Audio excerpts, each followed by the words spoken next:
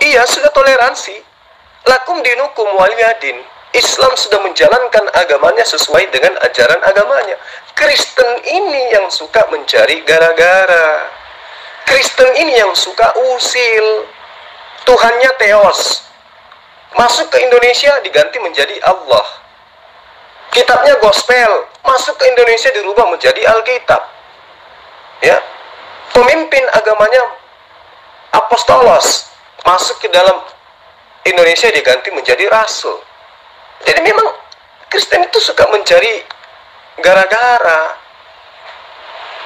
Katanya ajaran kasih, tetapi pembuktian dalam penjabaran ajarannya tidak membuktikan itu. Suka nyamar-nyamar, di mana ada mayoritas sesuai dengan agama yang ada di situ mereka nyamar. Kalau dia di Yahudi, nyamar Yahudi. Dia di Islam, nyamar Islam. Itulah Kristen, karena tidak punya jati diri.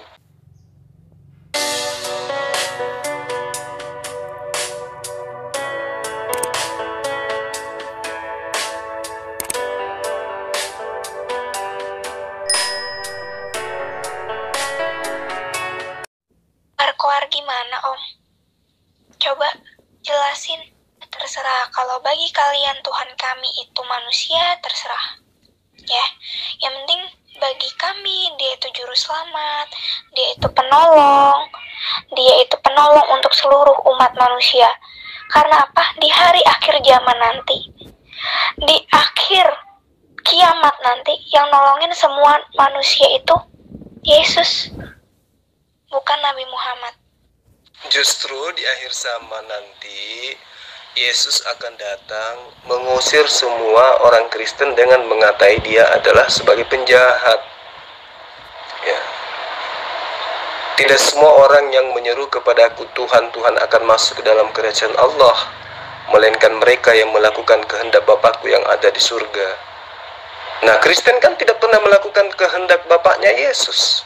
Yang Kristen lakukan itu adalah kehendak Bapak Paulus. Karena itulah kemudian Yesus datang justru untuk mengusir kalian yang menyembah Yesus. Jadi ini membanding-bandingkan agama saya atau Anda.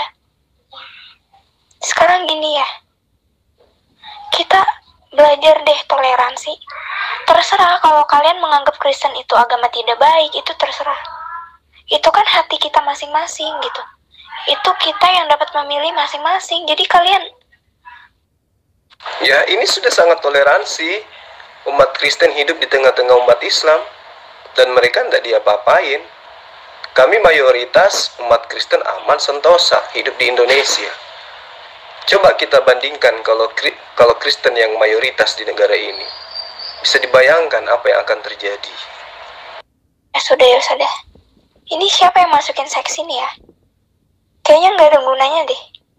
Iya, memang gak ada gunanya, karena ketika berdebat yang terjadi adalah ajaran Yesus vs ajaran Kristen. Karena ajaran Kristen itu bertentangan dengan ajaran Yesus, maka itu sangat tidak berguna bagi kalian. Sebelumnya saya minta maaf kalau Anda tidak tahu tentang apa-apa soal agama saya. Mending pikir dulu kalau ngomong. Silakan aja tanya tentang agama Anda, pasti akan saya jawab. Apapun itu, saya akan buktikan bahwa Kristen itu bukan ajarannya Yesus. Silakan. Ya, saya rasa selama ini kita sudah toleransi. Iya kan? Sudah toleransi, sudah melaksanakan kewajiban dan juga hak kita sebagai warga negara. Kan gitu. Yang aneh itu adalah katanya toleransi, tetapi mengambil istilah-istilah prinsip di dalam ajaran agama Islam masuk ke dalam kitabnya. Itu cari gara-gara namanya. Kristen ya Kristen aja. Ya, nggak usah menggunakan istilah-istilah Islam di dalam kitab kalian untuk supaya menghindari adanya polemik yang bisa menimbulkan sengketa yang jauh lebih besar kan gitu. Islam itu garisnya sudah jelas. Ya ayyuhal kafirun la a'budu ma ta'budun wa la antum abiduna ma a'bud wa la ana abidun ma abattum wa la antum abiduna ma a'bud lakum dinukum waliyadin. Penggarisan dan pembatasan Islam itu sangat jelas. Tapi yang tidak jelas ini, yang kadang kurang ajar ini ya Kristen, ya, tidak membatasi diri dalam pola keagamaan. Kalau di tengah-tengah Yudaism kalian menggunakan topeng Yudaism. Kalau di tengah-tengah mayoritas Islam kalian ke Islam-Islaman. Itu yang harus kalian sadari. Ya, toleransi. Tapi kalian yang suka mengacaukan antara agama kalian itu selalu berpura-pura ke Islam-Islaman. Itu masalahnya. Sekarang gini Om, kalau misalkan udah toleransi, terus buat apa sih didebatin lagi? Iya, sudah toleransi.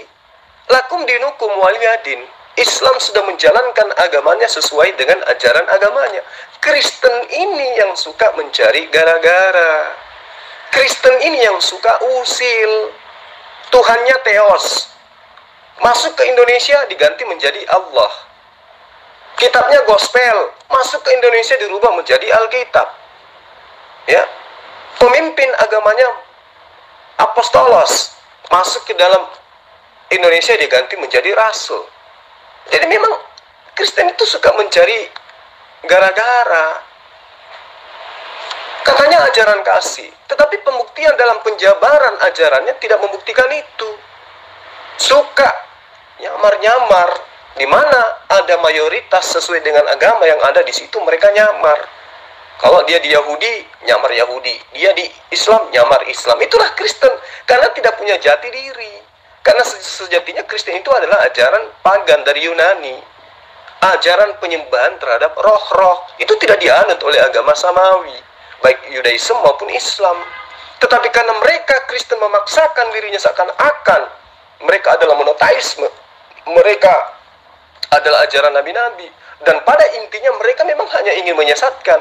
Maka mereka selalu berpura-pura menjadi seperti apa yang mayoritas di mana wilayah dia ada. Itulah Kristen. Coba Kristen itu pede, percaya diri, menggunakan jati diri masing-masing. Gunakan pakaiannya sendiri.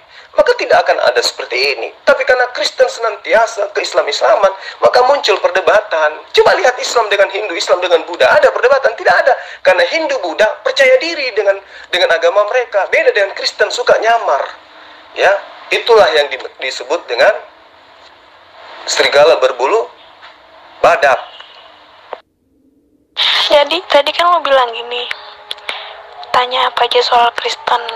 Oke, sekarang gue nanya, lo tahu asal usul Paulus itu dari mana? Jadi gini siswa, Paulus itu adalah pendiri Kristen. Dia itu berasal dari Tarsus, ya. Jadi dia itu adalah seorang nabi, sebagaimana dikatakan dalam Kisah Para Rasul 13 ayat 1. Dia kemudian mengaku sebagai utusan Yesus, padahal Yesus itu tidak pernah bertemu dengan Paulus, tidak pernah menjadi muridnya. Yesus juga nggak pernah. Nah, dia ini pertama adalah seorang Yudaism, dalam arti kata dia belajar tentang Taurat. Dia masuk dalam kategori ahli Torah. Jadi dia ini dulunya dibesarkan di Yerusalem, dididik dengan teliti di bawah pimpinan Gamaliel. Gamaliel ini yang mendidik dia untuk menjadi seorang Yudaism yang taat. Tetapi kemudian dia murtad. Dia mengajarkan kekristenan, dan murid-murid yang pertama kali disebut Kristen itu di mana? Di Antioquia. Murid-muridnya dia pertama kali disebut di Antioquia sebagai Kristen, alias pengikut Yesus. Nah, Paulus ini mengaku bapak. Ya, dia yang telah menjadi bapak di dalam Yesus Kristus. Jadi dia mengawali pekerjaannya menjadi seorang penyesat, ketika dia menuju ke Yerusalem, menuju ke Damsyik, ya. Dia tiba-tiba rebah ke tanah, mendengarkan suara dari langit. Siapakah engkau Tuhan? Akulah Yesus yang engkau aniaya. Itu karangannya sendiri. Jadi Paulus itu adalah pendiri Kristen yang ajarannya bertentangan 180 derajat dengan Yesus. Tuhan mengatakan bahwa akulah jalan kebenaran dan hidup. Tidak ada seorang pun yang datang kepada Bapa kalau tidak melalui aku. Datang kepada Bapa loh, kepada Allah. Itu berarti ke surga. Kalau tidak melalui aku. Tuh, dari situ aja kita bisa dapat mengerti bahwa mana yang kebenaran. Nah, itu sudah tahu.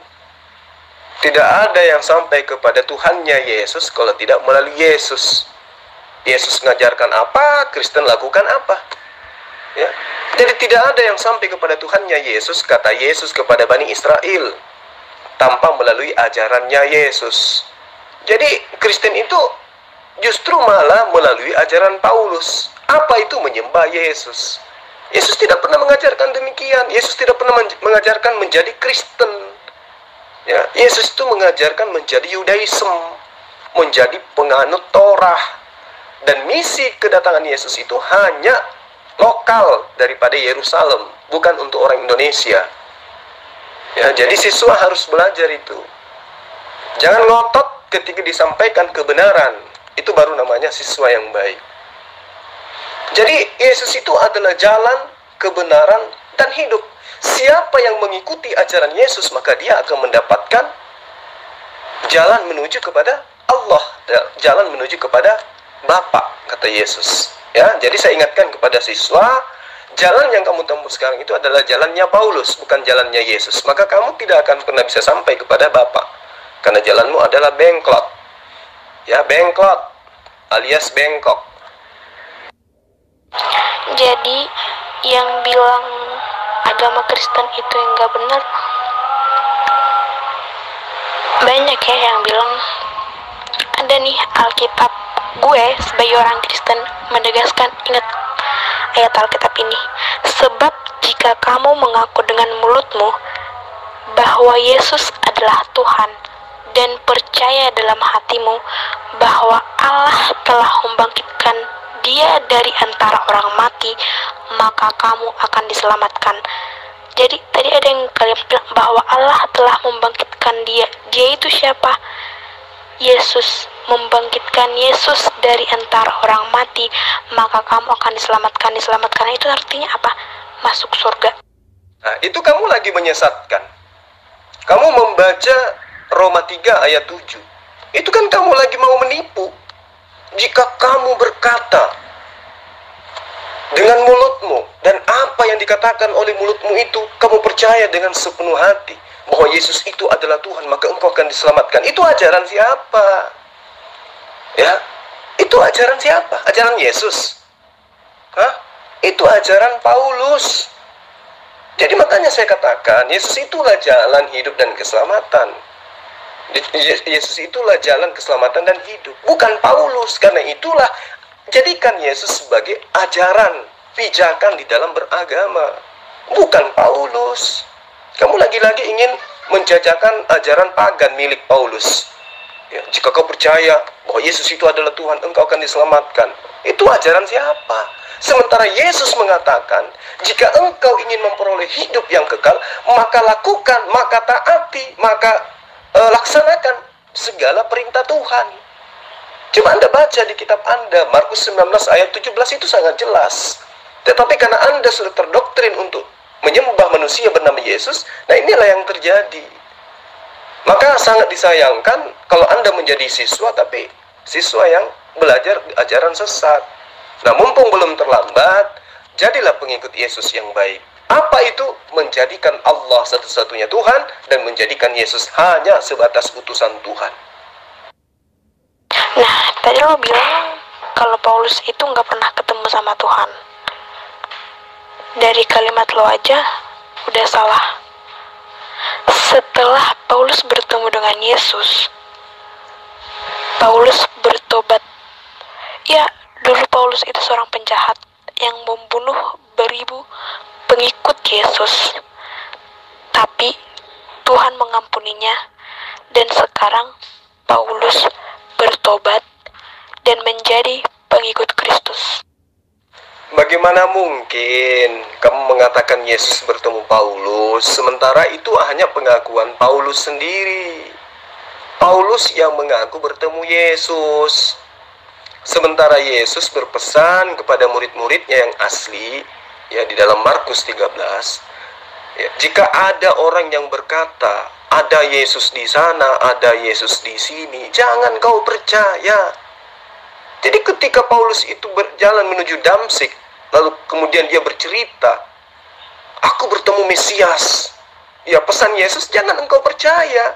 Tapi karena Anda ini sebagai siswa, ya, justru lebih percaya kepada Paulus, maka Anda percaya Paulus, padahal Yesus sendiri sudah berpesan jangan kamu percaya. Itu makanya saya katakan bahwa sekiranya kamu itu percaya kepada Yesus, kamu tidak akan mungkin menjadi Kristen. Karena Kristen itu bukan ajaran Yesus. Ya. Pesan Yesus, jika ada yang berkata, saya bertemu Yesus, saya bertemu Mesias, maka jangan kau percaya.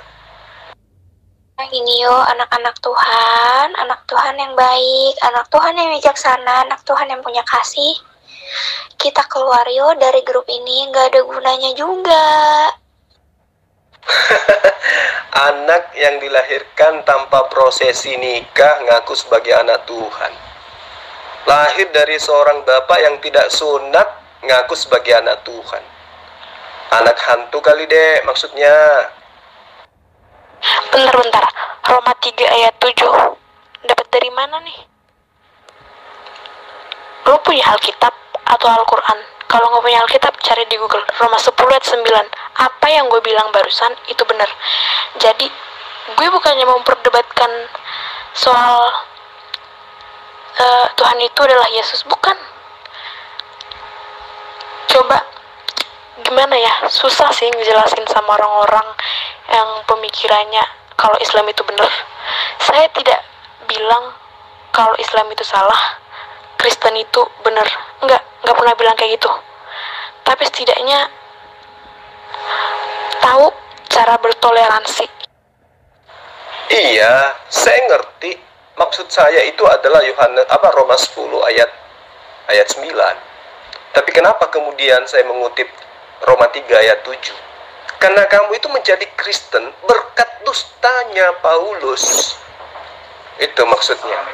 Waalaikumsalam. Tapi jika kebenaran Allah, kebenaran Theos oleh dustaku semakin melimpah. Kok bisa kebenaran sang pencipta alam semesta melimpah oleh karena dusta? Itu ajaran apa lagi coba? Itu yang saya maksud. Makanya kamu mengatakan, jika engkau berkata dengan mulutmu dan apa yang dikatakan oleh mulutmu itu dipercaya oleh hatimu dengan sepenuh hati, maka engkau akan diselamatkan. Itu ajaran siapa? Ajaran dusta yang mengaku kemuliaan Tuhan melimpah dengan kedustaan-kedustaan demi kedustaan. Itu yang perlu siswa pahami dengan baik. Lalu lagi-lagi Anda mengatakan toleransi. Islam itu sudah sangat toleransi. Islam tidak pernah menyebut kitabnya dengan sebutan gospel, tidak pernah menyebut rasulnya dengan sebutan aposteles, tidak pernah menyebut Tuhannya dengan sebutan theos, theon, dan seterusnya. Tapi Kristen tidak percaya diri terhadap agamanya, ya, nyamar-nyamar jadi Islam, sok-sokan ke Islam-Islaman, padahal ajarannya itu berasal dari Yunani Romawi. Itu yang siswa harus pahami, gitu loh. Jadi harus banyak belajar lagi, ya. Oke, apa yang kamu tanya ini pertanyaan bagus banget. Jadi, emang gak ada yang lihat Paulus itu bertemu dengan siapa? Gak ada. Dia sendiri bersama dengan kudanya. Tapi, apapun yang ada di Alkitab Kristen itu, secara garis besar, itu semua benar. Ya, itu asumsi. Itu makanya saya katakan tadi, Roma 3 ayat 7.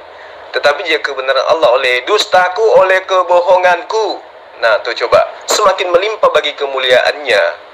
Itu makanya saya katakan, Kristen itu adalah ajaran yang berdiri di atas kedustaan, di atas kelicikan, gitu.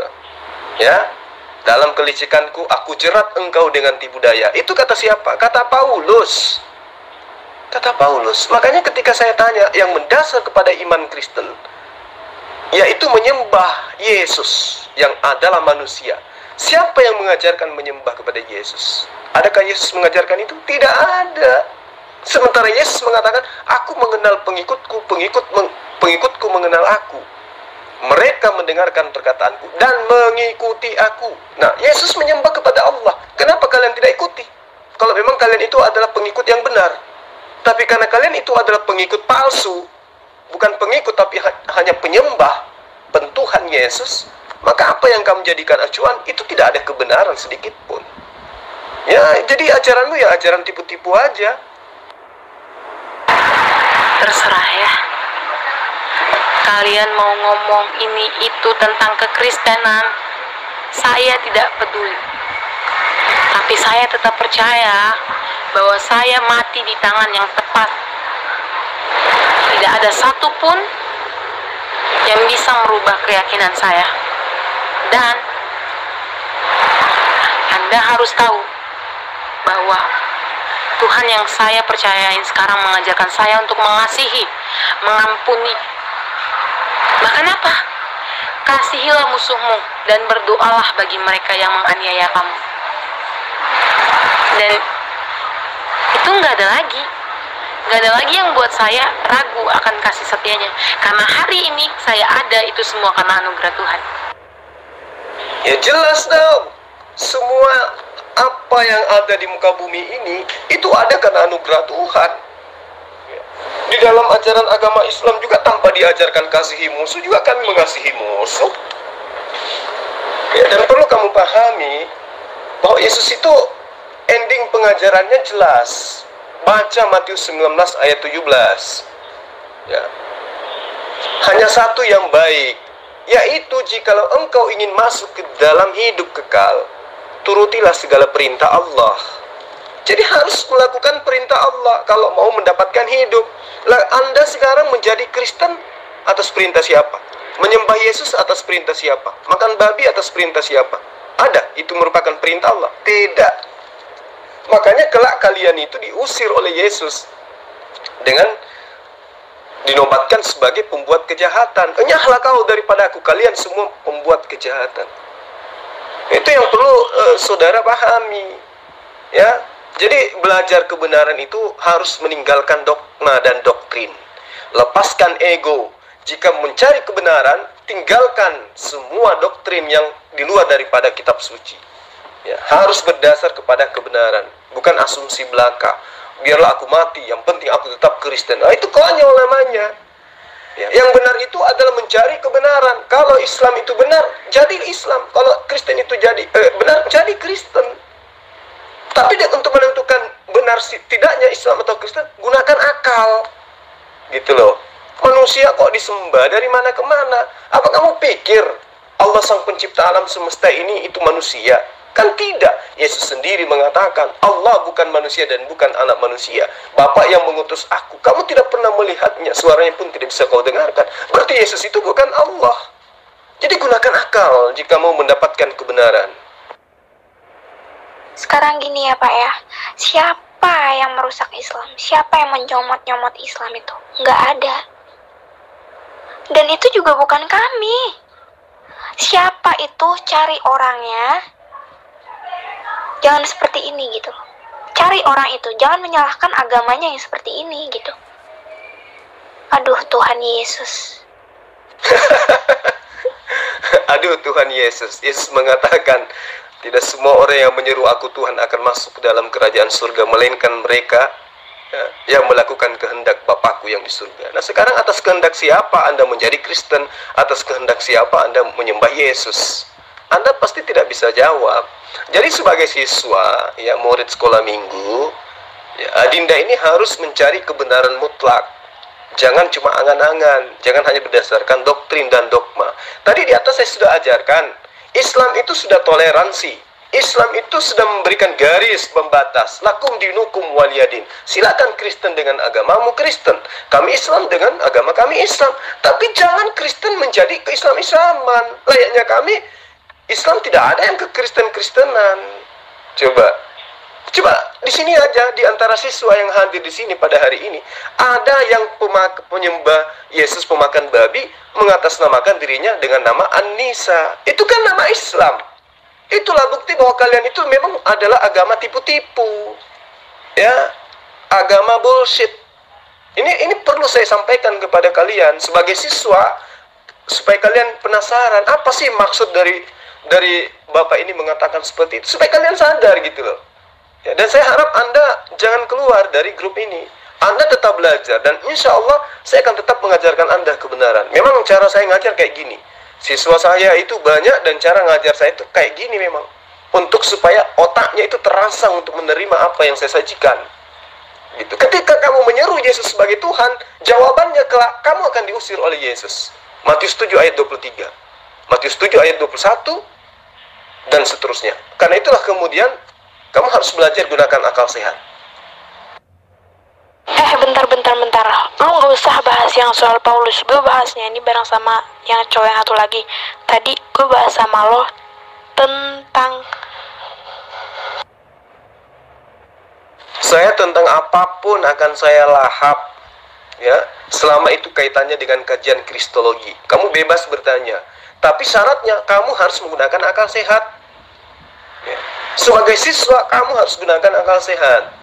Kalau hanya sekedar bertanya, tapi kamu tidak menggunakan akal sehat, itu sama halnya botol kosong tertutup rapat dibuang ke samudra luas. Percuma, nggak akan masuk air meski setetes, karena tertutup. Syaratnya untuk berdiskusi, gunakan akal sehat. Biar saya terapi, ilmunya masuk, insya Allah kamu akan menjadi pengikut Yesus. Kalau sekarang kan Anda anti-Kristus, anti-Yesus sekarang ini. Yesus mengajarkan menyembah kepada Tuhannya Yesus, Anda malah menuhankan Yesus itu sendiri. Karena itulah syaratnya untuk berdiskusi, gunakan akal sehat. Bahas soal tentang Roma 10 ayat 9. Gue sangat ngadi deh lo. Iya, Roma 10 ayat 9, jika kamu mengaku dengan mulutmu bahwa Yesus adalah Tuhan dan percaya dalam hatimu bahwa Allah telah membangkitkan dia dari orang mati, maka kamu akan diselamatkan. Itu ajaran siapa? Ayo, itu perkataan siapa? Sementara Yesus mengatakan, aku mengenal muridku. Muridku itu mendengarkan perkataanku dan mengikuti aku. Nah, Yesus mengatakan apa? Shema Israel, Adonai Eloheinu, Adonai Echad. Wahai Israel. Coba, wahai Israel. Bukan wahai Kristen. Wahai Israel. Allah itu Esa. Itu udah selesai. Itu udah final. Kok jadi tiba-tiba Yesus itu menjadi Tuhan juga? Keluaran 20 ayat 3. Jangan ada Tuhan lain di hadapanku. Loh, kok Paulus tiba-tiba membuat Tuhan dari bahan baku manusia? Jadi siapa yang ngajarin kamu bahwa Yesus itu adalah Tuhan?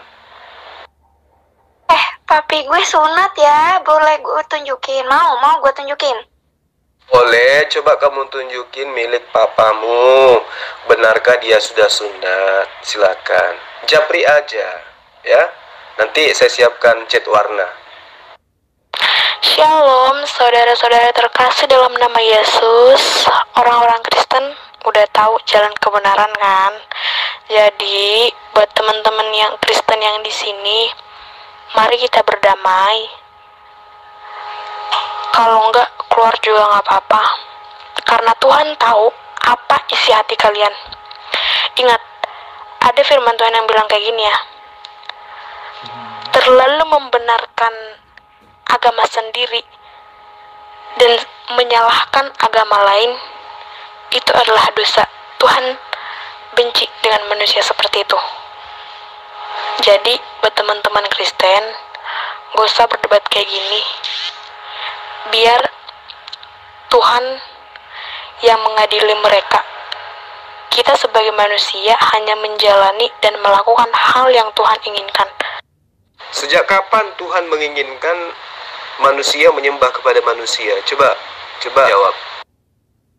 Cuman gara-gara dia nganggap Kristen itu Kristen itu salah. Kristen itu agama, bukan agama atau apa ya, terserah dia bilang apa seperti itu. Sampai-sampai dia belajar loh agama Kristen itu seperti apa. Tadi gue cuma ngetes itu Paulus gimana ceritanya, Roma itu gimana, dia tahu asli. Lu fanatik banget sih. Ini saya bantu. Kristen itu adalah ajaran pagan yang mengajarkan menyembah kepada manusia. Ajaran Kristen itu ajaran Paulus, bukan ajaran Yesus. Itu supaya dipahami ya. Nah iya, ini yang dari tadi gue cari-cari. Jadi buat manusia-manusia, buat anggota grup yang ada di grup ini, kajian Kristologi VN, apalah nggak tahu, bodo amat. Bener, apa yang dikatakan oleh Paulus itu bukan perkataannya, itu bukan berasal dari Tuhan, tapi berasal dari si setan, si iblis. Iblis itu siapa? Nah iya, ini yang dari tadi gue cari-cari. Jadi buat manusia-manusia, buat anggota grup yang ada di grup ini, kajian Kristologi VN, apalah nggak tahu, bodo amat. Bener, apa yang dikatakan oleh Paulus itu bukan perkataannya, itu bukan berasal dari Tuhan, tapi berasal dari si setan, si iblis. Iblis itu siapa? Nah iya, ini yang dari tadi gue cari-cari. Jadi buat manusia-manusia, buat anggota grup yang ada di grup ini, kajian Kristologi VN, apalah nggak tahu, bodo amat. Bener, apa yang dikatakan oleh Paulus itu bukan perkataannya, itu bukan berasal dari Tuhan, tapi berasal dari si setan, si iblis. Iblis itu siapa? Nah, itu kamu ngaku. Berarti perkataan Paulus itu bukan firman Tuhan. Udah selesai. Ya. Berarti ajaran Kristen selama ini adalah perkataan iblis. Itu kamu katakan sendiri. Karena itulah kemudian orang-orang yang masih menganut ajaran Kristen, pasti mereka tidak menggunakan akal, tetapi menggunakan imani saja. Iya kan? Nah, kamu ngaku sendiri. Perkataan Paulus itu bukan firman Tuhan, tapi perkataan iblis. Oke, top komen. Jadi tadi gue nyimak nih dari omongan Ustadz yang barusan, yang bilang kalau Kristen itu menuhankan Yesus. Itu ayat Alkitabnya di mana ya? Lupa. Soalnya coba jelasin itu di ayat Alkitab yang mana? Tadi kan kita sudah bahas Roma 10 ayat 9. Sebab jika kamu mengaku dengan mulutmu bahwa Yesus itu adalah Tuhan, dan apa yang kamu katakan itu kamu percayai di dalam hatimu dengan sepenuh hati, ya, maka kamu akan diselamatkan. Nah, ini ajaran siapa? Ini ajaran Paulus loh, bukan ajaran Yesus. Sementara katanya yang harus dipercayai itu adalah Yesus. Tidak ada keselamatan di luar Yesus. Tapi kenapa kamu menjadikan ajaran Paulus, perkataan Paulus itu sebagai acuan? Harusnya yang kamu jadikan acuan itu adalah perkataan Yesus. Apa perkataan Yesus itu? Ya jelas, dia bertuhan, dia bukan Tuhan, dia hamba Tuhan, dia nabi Tuhan, dia utusan Tuhan. Itu aja. Nah, kalau dia adalah utusan Tuhan, dia adalah nabi Tuhan, maka nggak boleh disembah, karena dia itu hanya utusan Tuhan. Gitu loh. Bener-bener ayat Alkitabnya ini. Akan tetapi semua seteruku ini yang tidak suka aku menjadi rajanya, bawalah mereka kemari dan bunuhlah mereka di depan mataku. Top komen nih. Nah, itu perkataan Yesus, ya. Semua orang yang tidak mau menerima Yesus sebagai raja, ya, semua orang yang menjadi seterunya harus dibunuh, kata Yesus. Itu gimana itu ceritanya? Sebelum gue nerusin dengerin semua omongan lo yang ini, bentar. Ajaran Kristen itu ajaran iblis. Secara garis besar, saya tidak bilang bahwa Kristen itu ajaran sesat, Kristen itu ajarannya dari iblis, tidak. Coba deh pikir pakai logika sendiri. Kapan saya berbicara seperti itu? Ya emang tadi saya bilang bahwa Paulus itu perkataannya itu berasal dari iblis. Siapa yang bilang Tuhan Kristen itu adalah Paulus? Nggak ada. Tuhan Kristen itu Yesus Kristus Sang Juru Selamat yang mati di kayu salib demi menebus dosa-dosa manusia. paham sampai sini, Ustadz? Ustadz, canda, Ustadz. Iya, tapi kan siswa harus paham bahwa yang mengajarkan menyembah Yesus itu adalah Paulus. Yang mengajarkan tidak sunat Paulus. Yang mengajarkan membatalkan semua hukum Tuhan dalam kitab Perjanjian Lama adalah Paulus. Yang mengajarkan makan babi adalah Paulus. Yang mengajarkan Tritunggal adalah Paulus. Jadi semua hal yang menjadi pondasi kekristenan itu diajarkan oleh Paulus. Dan siswa sudah akui bahwa ajaran Paulus itu bukan dari Tuhan, tapi dari ajaran iblis. Kan sudah seperti itu tadi. Benar, ajaran Paulus itu berasal dari iblis. Tetapi itu dulu sebelum Paulus bertemu dengan Yesus.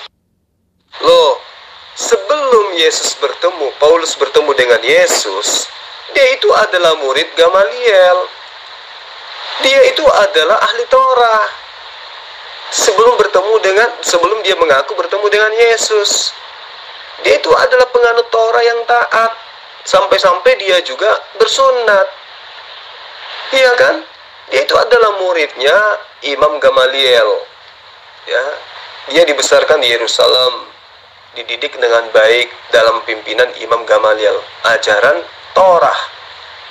Tapi ketika dia sudah ngaku ketemu dengan Yesus, pada saat dia ke Damsik, disitulah kemudian menjadi kesetanan dia, mengajarkan sesuatu di luar daripada ajaran Taurat. Coba, semua yang diajarkan kemudian Paulus bertentangan dengan ajaran Taurat, menyembah manusia, menganggap Yesus itu Tuhan, ya, menganggap Tuhan datang dalam rupa manusia, mati, bangkit, dan seterusnya, menebus dosa. Itu ajaran Paulus setelah dia murtad dari ajaran Gamaliel. Jadi justru pada saat dia belum mengaku rasul, dia itu belum menerima ajaran dari setan, dari iblis. Nanti setelah dia ke Damsik, baru bertemu dengan iblis, barulah dia kemudian mengajarkan ajaran kekristenan. Ya, agar dipahami dengan baik. Ya, Yesus mengatakan, jika ada yang berkata kepadamu, ada Mesias di sini, ada Mesias di sana, jangan kau percaya. Paulus ngaku ketemu Mesias, Paulus ngaku bertemu dengan Yesus. Perintah Yesus jelas, jangan kamu percaya. Jadi harusnya, Popi sayang, kamu jangan percaya Paulus, sesuai dengan amanat Yesus. Jangan mengalihkan ke sini ke sana. Dasar bodoh kau. Tidak mungkin Yesus datang. Yesus bisa mendamaikan seluruh dunia ini. Yesus datang kan membawa agama kasih, hukum kasih. Ketika Yesus datang membawa hukum kasih, apa yang terjadi? Orang-orang memusuhi dia kan? Ya kan? Nah, itu digenapi oleh siapa? Oleh non pengikut Yesus. Bukan digenapi oleh Yesus sebagai orang yang membawa kehancuran. Ya, makanya saya katakan jangan bodoh. Kalau bodoh itu diam aja. Kamu itu harusnya malu loh. Ya, tidak ada sejengkal tanah di atas bumi ini yang lolos dari kekejaman Kristen, agama yang mengaku sebagai pengikut Yesus, tapi bukan pengikut, tapi penyembah Yesus. Harusnya kamu malu. Jadi buat yang katanya Ustadz Kang Zuma, bukan, lupa atas siapa lah, nggak tahu. Atas dasar apa Anda membenarkan Islam itu? Atas dasar apa? Coba deh jelasin. Kenapa Anda menyalahkan agama Kristen? Agama Kristen itu disesatkan. Coba deh jelasin. Karena dari tadi gue nyimak omongan lu seakan-akan lu benci banget sama agama Kristen. Jadi saya itu tidak saya nggak benci ajaran Kristen, tetapi saya hanya meluruskan akidah Kristen berdasar terhadap akidahnya Yesus, ajarannya Yesus. Kenapa Islam itu benar? Karena Islam itu adalah ajaran yang sama dengan ajarannya Yesus. Markus 12 ayat 29. Hukum yang terutama, dengarlah hai orang Israel. Jadi Yesus menyeru kepada siapa? Kepada orang Israel. Adakah dia menyeru kepada Goyim, kepada orang Kristen? Tidak ada. Apa seruan Yesus kemudian? Tuhan Allah kita, Tuhan itu esa. Satu poin. Di dalam Al-Quran diterangkan, ya Bani Israel, inni rasulullahi ilaikum. Wahai Bani Israel, sesungguhnya aku ini adalah utusan Allah untuk kalian. Nah, baik di Al-Quran maupun di dalam kitab ajaran Yesus yang kalian imani sebagai kitab suci, Yesus senantiasa hanya mengajarkan kepada Bani Israel. Matius 15, aku diutus hanya kepada domba-domba yang hilang dari Bani Israel. Matius 10 ayat 5 ayat 6, Yesus berpesan kepada ke-12 muridnya agar ke-12 muridnya tidak keluar ke bangsa lain. Udah selesai. Yesus kemudian bersyahadat, mengajarkan berikrar, mengimani bahwa Allah adalah satu-satunya Allah yang benar. Yohanes 17 ayat 3, inilah hidup kekal itu, yaitu bahwa mereka Bani Israel mengenal engkau satu-satunya Allah yang benar dan mengenal aku yang engkau utus. Berarti la ilaha illallah Isa atau Yesus Rasulullah. Itu jelas. Lalu kemudian Yesus mengajarkan beribadah dengan cara bersujud. Prosesi ibadahnya sujud, bukan koar-koar, nyanyi-nyanyi, dansa-dansa di gereja sambil minum alkohol, bukan. Ya. Bagaimana kemudian Matius 26 ayat 39, Yesus maju sedikit menjadi imam, lalu sujud dan berdoa, ya Bapakku, jikalau sekiranya mungkin biarlah calon ini berlalu daripadaku, tapi janganlah seperti yang kukehendaki, melainkan seperti yang engkau kehendaki. Artinya Yesus itu memberikan contoh suri teladan yang baik, menyembah kepada Allah, berdoa kepada Allah. Jangan malah berdoa kepada Yesus, karena itu Yesus tidak pernah ajarkan itu. Begitu ya, Adinda yang cantik. Muncul lagi. Katanya agama yang menjadi khilafah di muka bumi. Khilafah apanya? Itu pembantaian Kristen kemarin di Sulawesi. Itu perbuatan siapa itu? Oknum.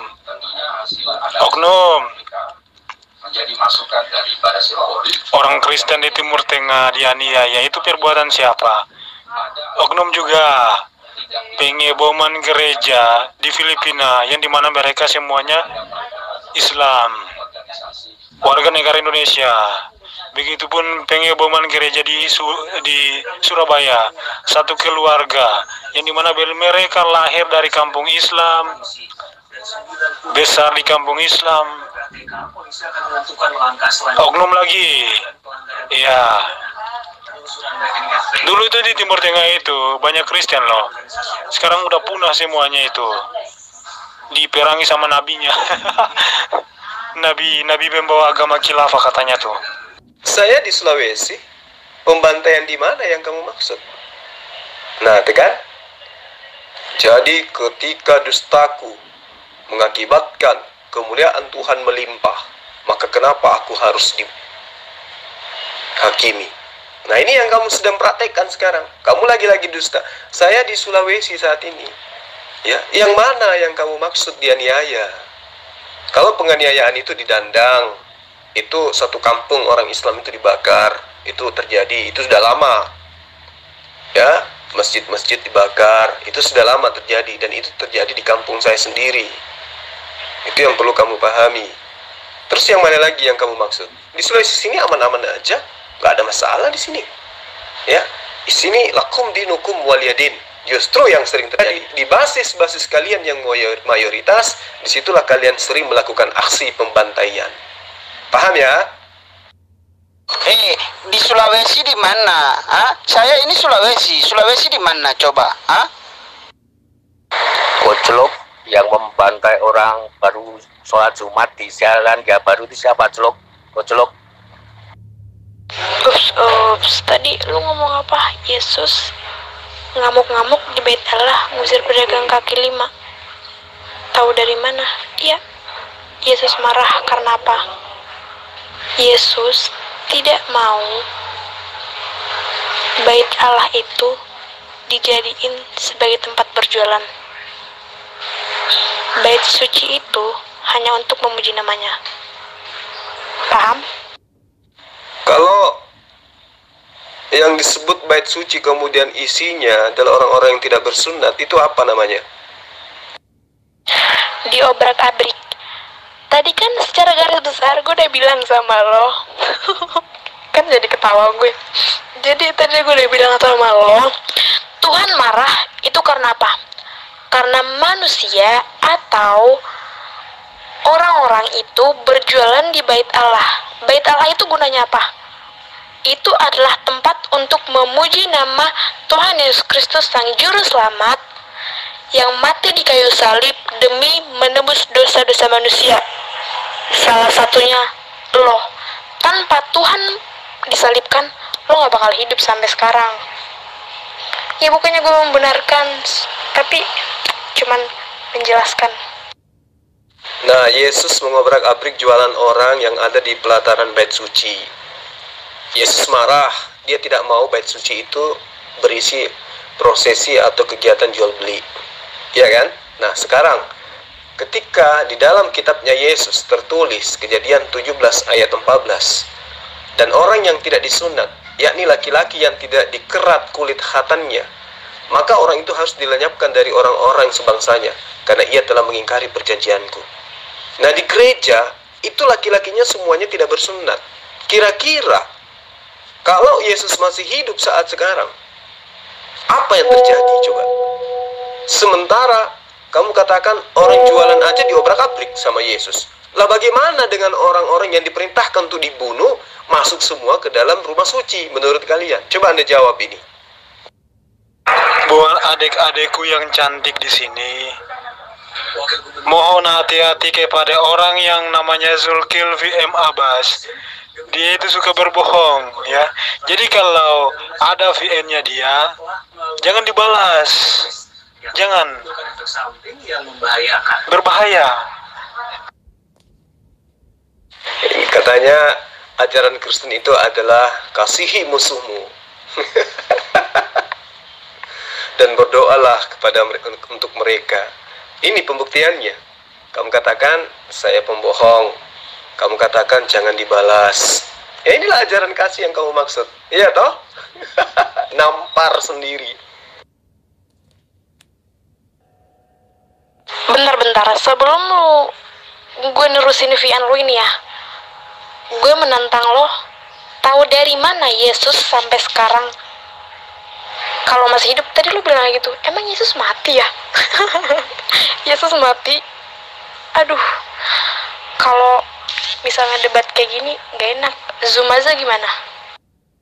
Kalau di dalam ajaran Kristen, Yesus itu pernah mati. Jadi Tuhan pernah mati, itu di ajaran Kristen, sama dengan ajaran pagan. Kalau di Islam, sampai hari ini Yesus masih hidup. Ya, itu yang perlu kamu pahami. Ya, saya mengatakan itu tadi, tujuannya bukan membahas antara mati ataupun hidupnya Yesus. Tetapi di dalam kitab yang Yesus ajarkan kepada Bani Israel, Kejadian 17 ayat 14, diperintahkan untuk membunuh semua orang yang tidak bersunat. Nah, sekiranya Yesus datang saat sekarang di bumi, dia melihat gereja-gereja penuh dengan laki-laki yang tidak bersunat. Kalau Anda mengatakan tadi orang berdagang saja di pelataran bait suci itu diobrak-abrik oleh Yesus. Nah, apa kira-kira yang Yesus lakukan ketika di bait suci? Anggaplah gereja itu bait suci, ya kan? Nah, penuh dengan laki-laki yang tidak bersunat. Kira-kira Yesus melakukan apa terhadap gerejamu? Jawab. Hati-hati buat adik-adikku yang manis-manis ini. Ya, hati-hati. Jangan sampai tergoda. Hati-hati buat para remaja Kristen, apalagi yang masih di bawah umur. Saran saya hati-hati. Jangan dengarkan dia, ya. Karena dia mau tipu-tipuin kalian. Dia cuman berani tipu-tipu kalian karena kalian masih kecil. Jangan dibalas. Percaya saya deh. Dalam kelicikan Paulus, kalian dijerat dengan tipu daya. Nah, sekarang Demian mau melakukan aksi Paulus. Cie-cie. Kalau pelaku firman memang jarang, bro. Kristen ngaku pelaku firman, tapi ketika disuruh membuktikan tanda-tanda orang percaya, apakah kalian betul-betul bisa berlaku seperti apa yang ada di dalam kitab kalian yang disebut sebagai firman. Kalian semua keok, kabur, asumsi, ya kan? Pelaku firman katanya. Pelaku ngibul maksudnya. Cie, mau mualafkan anak kecil nih ya. Cie. Mu'alaf itu tidak mudah, Demian. Karena menjadi muslim itu sangat berat. Ya, kamu harus meninggalkan segala sesuatunya yang merupakan hidup hura-hura, kenikmatan-kenikmatan duniawi, dan kamu harus mengikat diri dengan aturan-aturan Tuhan. Sementara di ajaran Kristen itu kan tidak ada aturan Tuhan lagi. Bahkan menyembah Tuhan pun di dalam Kristen itu tidak ada. Baca Galatia 5 ayat 1.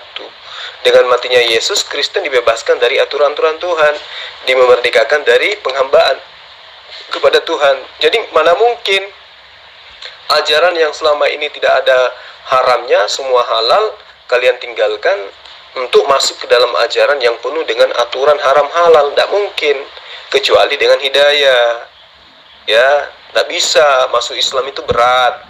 Apalagi masuk Islam itu Anda harus meninggalkan segala hal-hal yang berkaitan dengan duniawi. Itu yang perlu saudara Demian pahami dengan baik. Jadi tidak mudah itu, kecuali orang menggunakan akal sehat, terus kemudian dia lebih memperhatikan keselamatannya di akhirat, barulah kemudian itu bisa menjadi mu'alaf. Tapi selama hanya menggunakan doktrin, dogma, dan lebih cinta terhadap ajaran duniawi, agama dunia seperti Kristen, dan tidak mungkin itu mu'alaf. Pahami itu dengan baik.